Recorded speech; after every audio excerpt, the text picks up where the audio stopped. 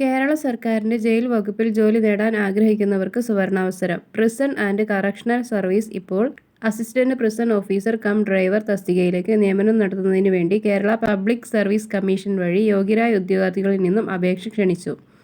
Minimum 10ാം class driving പരിചയം ഉള്ളവർക്ക് assistant prison officer cum driver പോസ്റ്റുകളിലായി മൊത്തം 13 ഒഴിവുകളിലേക്ക് ഉദ്യോഗാർത്ഥികൾക്ക് ഓൺലൈനായി PSCയുടെ വൺ ടൈം പ്രൊഫൈൽ വഴി അപേക്ഷിക്കാം.